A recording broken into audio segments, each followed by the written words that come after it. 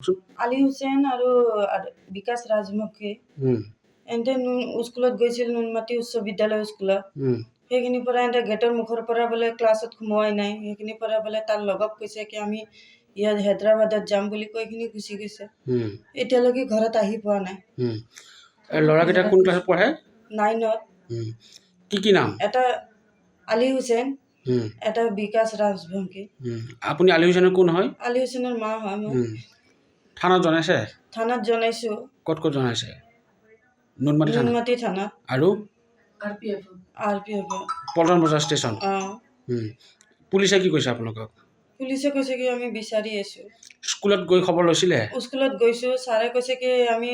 আমি চাৱা নাই আর এন্ড রেকর্ডটো চাইছে কৈছে কি আহা আছে কিন্তু দুই দিন না 3 দিন আহা নাই মাত্র তো দুটাই সমানে আহা নাই আজিৰ পৰা নাই ন আজিৰ পৰা স্কুলত গৈছে তেতিয়া মানে পেন কাৰ্ড আৰু আধাৰ কাৰ্ড এন্ড লৈ গৈছে ক'ত যাম বুলি কৈছে হায়দৰাবাদত যাম বুলি কৈছে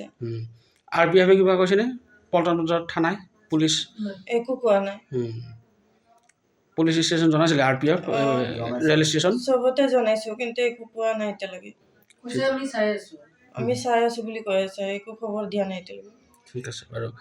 এনে আগতে কিবা উৎপাত কৰিছে নেকি কিবা একো হেনেকা কোনোদিন এনেকা দেখা নাই আৰু হেনেকা নাইও বুলি কৈ আছে সবে